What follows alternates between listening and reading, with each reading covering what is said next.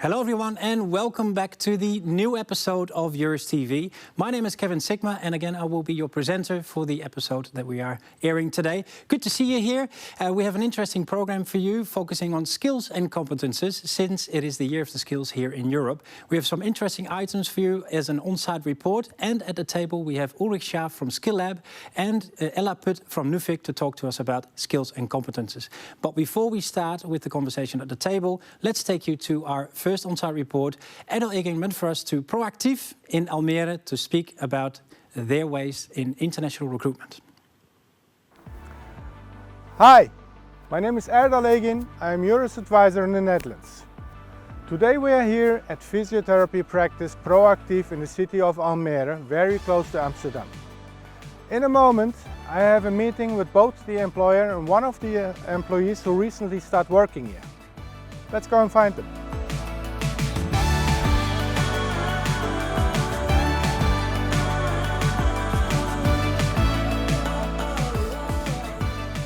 At ProActief we are specialized in lifestyle, healthy lifestyle, and we have a private practice in physical therapy.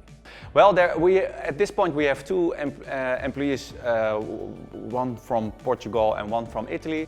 Between countries there is some difference in competence. There's also some difference in the amount of education that someone gets. For example, in the Netherlands it's a bachelor degree for 4 years, and then you have a master degree. If you're specialized in physical therapy, then it's a master degree. And in some countries it's a bachelor, and in some countries you're able to do a master. How did you get in contact with EURES and how did you experience the recruitment process? The process started in Portugal in a presentation in university, actually, with a colleague from EURES in Portugal. At the time, I feel like during the whole process, since the beginning to the end, that it's the main goal, that it's being here now working, I never felt that I was on my own. I never felt that I was alone. Oh, that's nice to hear. And I never felt lost because I always had, in this case, my EURES advisor to help me out and to guide me through all the steps since the beginning, since the first contact with the company, and then during the whole process of moving. Well, one of the most appreciated services that EURES gave me was some advice, because the job as a physical therapist in the Netherlands is protected. You need some registration in the big registration, and Dutch level, the Dutch, and you need the Dutch B2 level. So for a candidate from abroad, it's difficult to start as a physical therapist. You advised us to create a different job, like a physical therapist assistant, and then the candidate has some time to become a Dutch physical therapist. They can learn the language, they can get the B2 level, and then they can do the final exam to become a Dutch registered physical therapist. So I would give baseline this tip. So choose a country that you can identify with, not only in this professional terms, but in biopsychosocial wise. And second tip should be really maintain a really good contact and really explore the resources that in this case EURES can offer you, because there's a lot of resources and sometimes we don't even know about it. For example, the TMS, I didn't know about it. The economical support that I had, I didn't know that it was possible. So these little things that are not so little, they can really help you to do the path way more easier. It was a pleasure to be here today at ProActief in Almere. We had some nice interviews with both Kim and Anna, and we learned a lot of them. After these exercises, I'm done for today, I think. Let's go back to the studio. Bye. Some excellent reporting there from Erdal. Thank you very much for going all the way to Almere for us and speaking to ProActief, of course, with Kim and with Anna. But back here in the studio at the table, we have Ella from Nuffic. Hi, Kevin. Hello. Welcome. Thank you. And good to have you here. And of course, Ulrich from Skilllab. Welcome. Pleasure to be here. Ulrich, we'll start with you, because can you tell us what it is that Skilllab does? Of course. So Skilllab is an impact business from Amsterdam, and we empower employment and career services around the world to use our technology and make labor markets more equitable. Okay, so specifically, I would describe more that our artificial intelligence helps to understand the complete skill background of any person. And then we can use that to provide better career recommendations, to understand education and training as an opportunity to make people more employable. All right. And you say skill, is it an AI system? Like, why is it so important that skills and competences are being used nowadays? Mm-hmm. Yeah, I mean, if you look at the more traditional systems of degrees and job titles and how we used to think about labor markets, that not just marginalizes many people, but it also creates all kinds of barriers for people to switch careers or move to other countries. And we strongly feel that once you understand the complete skill profile of an individual, so much more becomes possible around counseling, employment services, matching. And when I say complete skill profile, I just not only mean the jobs, and what somebody learned from a job or what somebody learned from education. I also mean other experiences, like raising a family, community services, hobbies on which you spend your free time. All of this comprises a complete profile of what I can do as a human being. And I think it's important to be seen for that on the labor market. Okay, I see you're agreeing with Ulrich. Yes. Is there certain aspects there where you say, like, well, this is exactly what it is that we're looking for? Well, what I find very interesting about what Ulrich is telling is that every individual has a unique skill set. And I think once you get to know the skill set, not only the individual itself, but also the system surrounding it, so the manager hiring a person, the educational professionals guiding a student who is gaining all these competences, I think you will create not only a student or a person that has a better individual skill set or is more aware of it, but also a labor market that is more aware of each unique skill set that every individual is bringing. Yeah. So that it is moving in that direction. And that brings me actually to the next question. Do you think that that is the future for matching? Yeah, I would say I don't even like the word matching anymore, because matching is very much this old view of demand and supply of the labor market. It's almost like an inventory system where you look at, okay, what are the job titles that we can find in the CV of this person, and how can we relate that to the vacancy titles that we find in the system out there. And I think in future labor markets, and let's say the matching and recommendation engines behind it, they should be much more about pathways. I think that it is totally possible for any person on this planet to have a pathway to employment. And the way to do that is to, again, understand completely what do they bring to the table with all of their skills. How does that relate to every single opportunity out there in the labor market? And how can we use education and training to get somebody there? And it's not just about the traditional means of education. I think also we can think of jobs as training and education. Meaning if I have a certain career goal and I want to get there, then that's going to be a combination of different training and educational means, but maybe also one or two jobs that are going to teach me a skill set that ultimately going to get me to my ambitions. Even if the job is not in the same sector or a completely different career, you can still add to the same skills.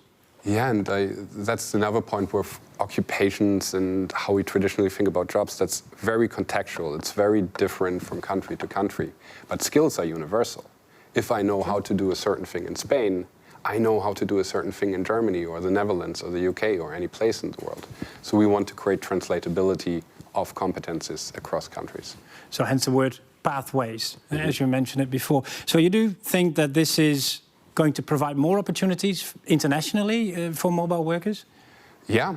I mean, it should provide more opportunities for everyone, but I think especially mobile workers, refugees, migrants benefit from this a lot, because they often face the challenge that their past experiences from their country of origin are not recognized. Job titles are different, jobs might work different from their country of origin, but once you capture their skill set and then match their skill set to the requirements of the new host labor market or where somebody wants to move to, you can directly communicate to employers that, well, maybe their jobs were called differently in this country, or maybe the educational degree was differently called, but this is what this person can do, and this is how it relates to your requirements and what you need. So it's about transferability again, and I think especially anybody going through a transition benefits from it. And mobile workers are definitely going through transitions. Okay. Do you see that as well, Ella, in your field of work with Yes, we see it as well. I think it's an outcome of the globalization of the world. Often people see the world as still being globalized. However, I think that's a process that already took place. And in a world that is globalized, you need people with a strong skill set that are aware of it, but also, like Ulrich already said, that can adapt.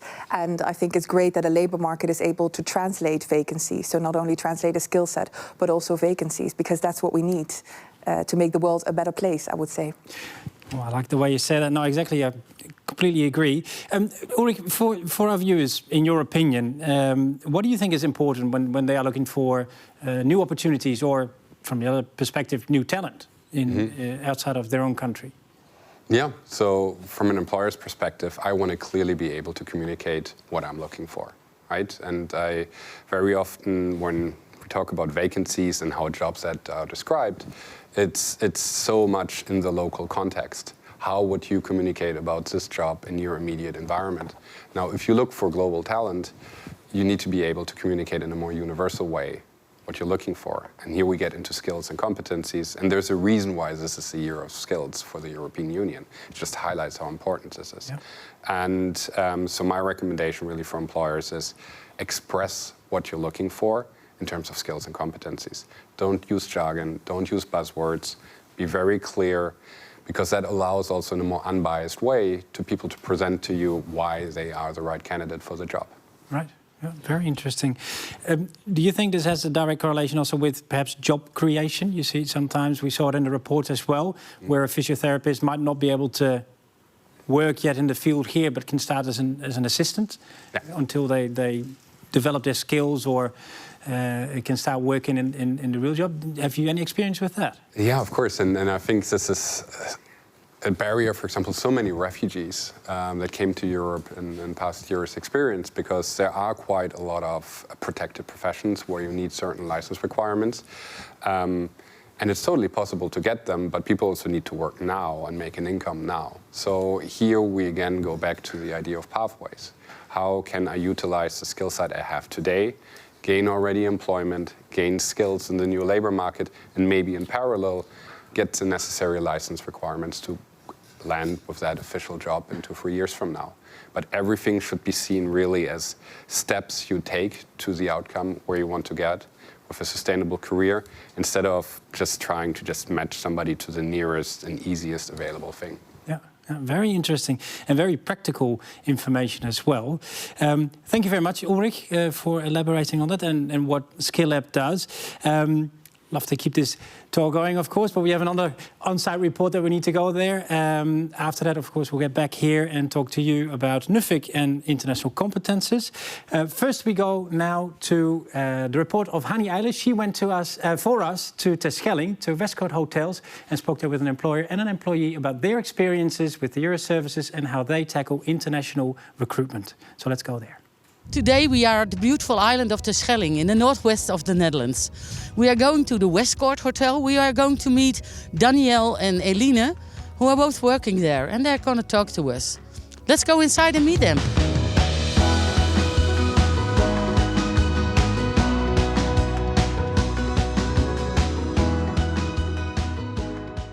In this job market, it's difficult to find colleagues.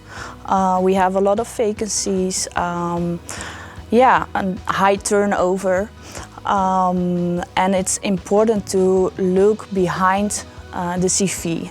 Why did you choose for an international career? I chose it because my friends were working here like for 3 years, and they recommended if I want to go with them also here. So I did, and I am working here also already for like a year and 2 months, and so far so good, so yeah. We have a hospitality trainer. He was our F&B manager in Amsterdam, and now he's hospitality trainer, so he had a lot of experience and he knows how it works on the floor, and now he can see the HR side of it. Yeah, side of it. I thought before I came to the housekeeping that it's mostly for women, but actually now there are team like 6 men and just 2 women plus manager. What, in your opinion, is the most important skill or skills to do the job? Hospitality, it's most important. You work with guests, you work with your colleagues, you always, in what function you are working with people.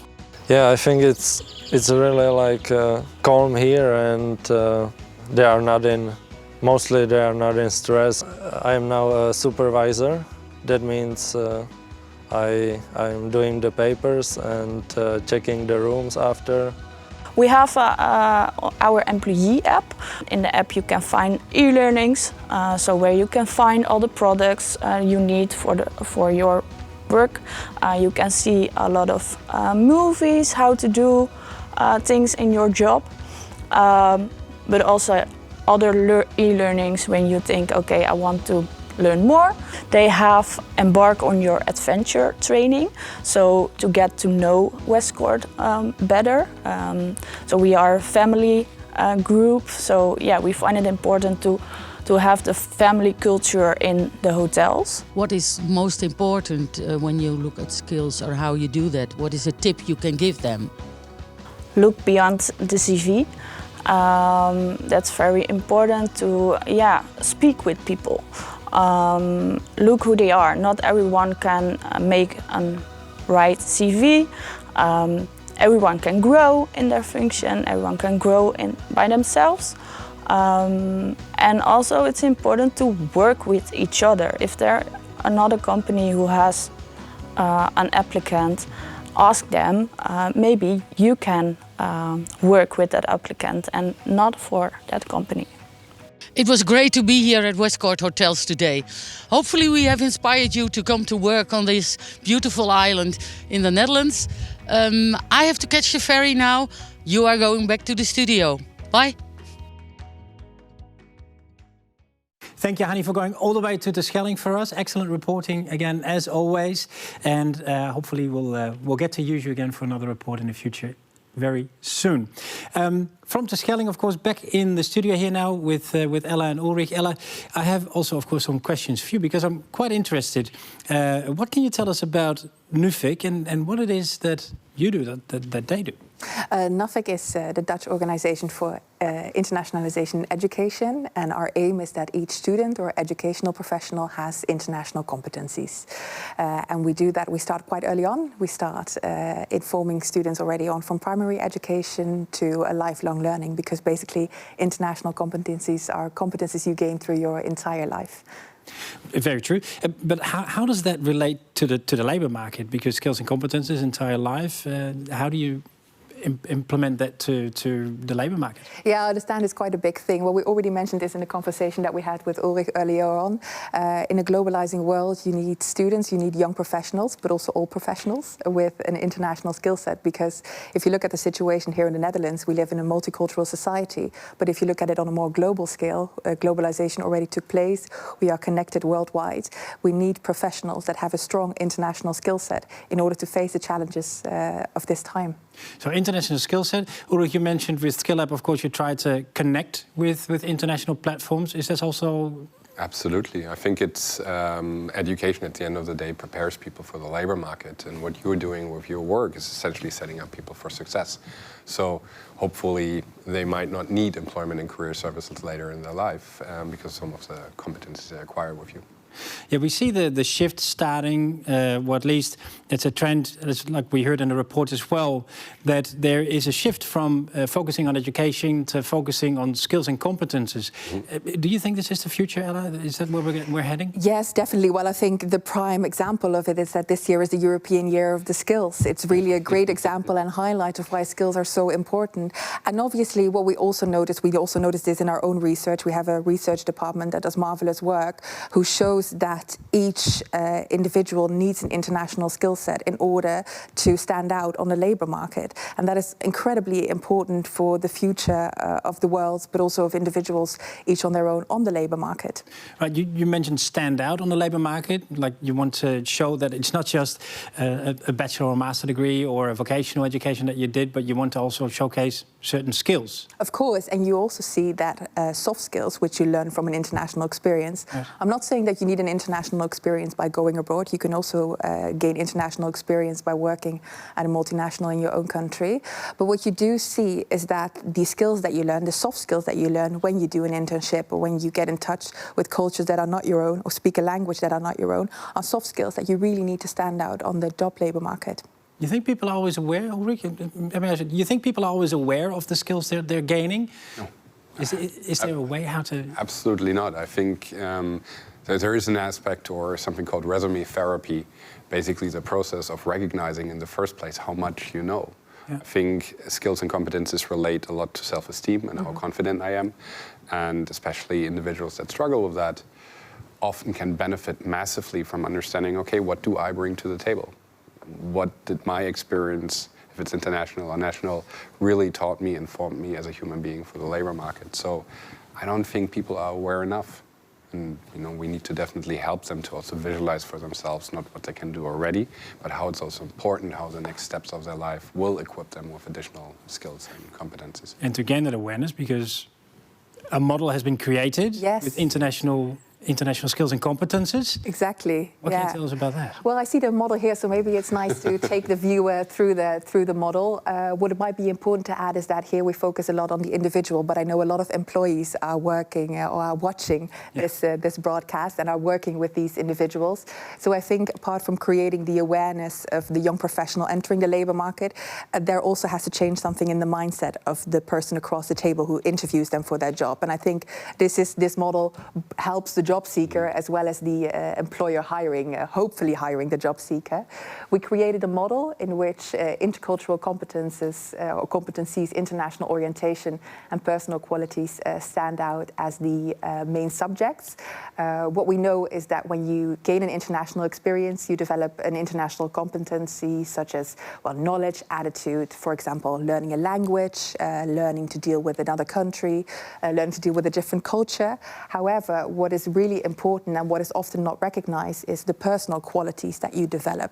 So, for example, when you learn a language, you not only learn a new language, but you also learn how to adapt yourself, how to become more aware of yourself. I always think speaking a language that is not your own creates a sort of humbleness. And we see that these personal qualities are really what employers are looking for on the current job market. However, when you go to a job interview, you need to be able to communicate that with them. You need to say, hey, I didn't only do my exchange in Germany, I also learned German, and because of that I can adapt myself in a situation. So we both, it's a two-way street. It's true, and it's usually harder, especially when you're going for an interview, to actually be aware of the competences and skills that you have and repeat them while you're sitting there. People tend to forget how maybe good they actually are, especially those soft skills that you mentioned, Ulrich, before as well. You just saw the model, Ulrich. Does that correlate with what Skilllab also does? Is it? Absolutely. I think the segmentation and how you break it down and how you also try to make it very visual totally resonates with our thinking about the space. So it's good. We're all in the same direction with this. Preaching to the choir. Preaching to the choir. Well, when job seekers are entering the labour market, new job seekers, what do you think is very important for them to look for or to showcase? Which skills are very important when they're just starting? Well, we did research and we asked more than 1,800 employers what they were looking for, and we analyzed more than 30,000 vacancies. And you could really see that communication and independence were skills that were really highlighted by all these 1,800 employers to say we really are looking for that. So I think if young professionals are watching this broadcast, those are the skills to really highlight during those job interviews, even when you are a little nervous. Right, just to focus on those skills. So it's not really cheating. You need to have that skill, of course, and competence that you want to use. But it's also something that you can develop, because we spoke a few times now about long life development. These are also skills that you can develop and elaborate on. Yeah, it's very interesting because obviously people always say, oh, I can be independent in my own country. I don't need to go abroad, or I don't need to gain an international experience. And I must say that is true. However, what is really effective is getting an international experience, like I mentioned, even in your own country, because it becomes a sort of, it goes way quicker. You develop your skills way faster. So that's one thing that I would like to add, yes. So as a tip for anyone viewing today, when they're looking for opportunities, not just in their own country, but also outside of it, is... Use the Nuffic model, but also go abroad or gain an international experience in your own country. Exactly. But it's we were talking about this as well. Of course, we focus a lot on the individual, but there is also a system surrounding it. It already starts with gaining the international experience and reflecting on it. Like Ulrich already said, you need to reflect on it. You need to showcase and highlight your skill set because otherwise people are not aware that you gained this from your experience wherever. Yeah, well, very interesting information. And all this information, the model and such, we can find it on the website of Nuffic. Yeah, Nuffic.nl. Yes, Nuffic.nl. And we also have an English website for the English viewers. Excellent. We'll also display the links in screen, of course. Well, thank you so much for the extra information, Ulrich, you as well. I do believe that any job seeker employer watching, or anyone from the EURES network, for that matter, will find this very interesting. Well, I do. And thank you for giving us an insight in international skills and competences. And one thing that I didn't ask, and I'm just remembering it now, everybody uses the term skills and competences. What's the difference between those, Ulrich? Do you have an idea? I like how you use in your framework essentially competencies as more these long-term attitudes that you build up. Now, we often find in our work that these terms are so interchangeably used and very clearly defined within specific domains. But if you cut across the entire conversation in the labor and education market, we stay away from that. So we just treat them almost as the same, as kind of an area of skills and competencies. Yeah.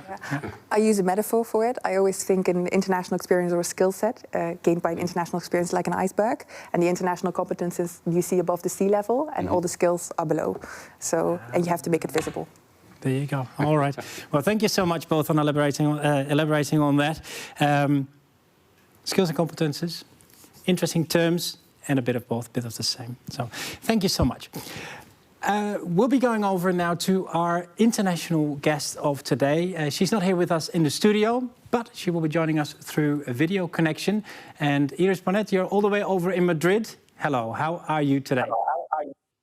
Hello, thank you for having me, and I'm good. How are you? I'm excellent, thank you very much. I heard that the weather in Madrid is a bit worse than here in the Netherlands, where we are at the moment. Less sun, more rain. It's a bit rainy last days, but yeah, it's good to have some rain after sunny days. That's good for nature. So I think everyone is happy with the rain. Well, that's good to hear. It's always good to hear that people are happy. But about you, it's great to have you here, but I'm actually quite curious and interested what you can tell us about your decision to choose for a job or a career in Spain, an international career. Yeah, so for me, it was like more or less a childhood dream to live abroad and work abroad. And I already told my parents when I was young that I want to live and work one day in Spain.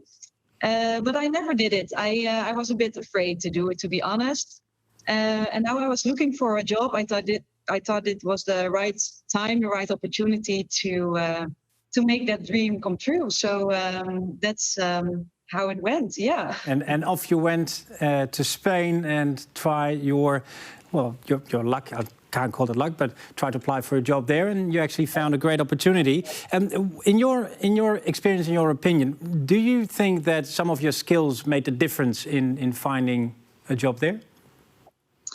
Yeah, so for example, I work for an international company. It's based in Norway, but like they were looking for someone who was able to speak Dutch as well. So that was, of course, one of the language skills. That helped me, and also like my education. I work in performance marketing. I have a good education in the Netherlands, marketing and sales. So I think like the education we have in the Netherlands, it's quite good. So that that helped me to get this job as well. Okay, and you work in an international environment now. You say it's a company from Norway, you're stationed in Madrid, and of course you come there with experience from the Netherlands. Do you believe that makes you successful in your company? easy Yeah, to so adapt? I work for the Dutch market, so I need to be able to speak the Dutch language and of course English as well, because we, as colleagues, we talk English with each other. Yeah, I think people from the Netherlands have a good skill set in being efficient, the work ethic they have, the language, the international mindset. So yeah, that helps definitely. Okay. Well, I was wondering about that because every culture has their own different ways of working. In the Netherlands, we are very flat structured when it comes to hierarchy and whatnot. So it could be that helped you as well in the opportunity that you have now. But in your opinion, what do you think is it is the year of the skills here in Europe, and for the viewers, what would be the most valuable 21st century skill? Yes, so for me, I think the soft skills, as you already talked about, are super important. We, as humans, we can learn a lot with new techniques. We can search everything online. We can learn the hard skills. But if you are able to communicate well, if you're being an empathetic person, that's, in my opinion, are the skills you need to have in the future. Okay, so the soft skills that you can develop, you can do it pretty much anywhere for wherever you are working. And now as an international professional, which you are, can you recommend it to make that step? Yes, definitely. And if you're thinking about want to live and work abroad, just do it. Yeah, just do it. All right. Yeah. Okay, well, thank you, Iris, so much for sharing that interesting story with us, and we wish you all the best all the way over in Madrid, and maybe we'll try and catch up with you again in a year from now, and very curious to see how everything will be going. So thank you very much. Thank you so much. All right. So, well, there's a real example, of course, of somebody that applied with skills to make the move to an international career. Yeah, a great ambassador for an international skill set, I would say. Exactly. Maybe we should keep in touch and see what we can do with that in the future to promote this even further. This also brings us almost to the end of the episode, the first episode of this year. But not, of course, before I thank my guests here at the table. Ella Put, thank you so much for being here today. Thank you for having me, Kevin. And of course, you, Ulrich, thank you for coming all the way out to the east of the Netherlands and for joining us here both. And of course, Iris Bonnet, thank you all the way from Madrid. Thank you for joining us here and sharing your story.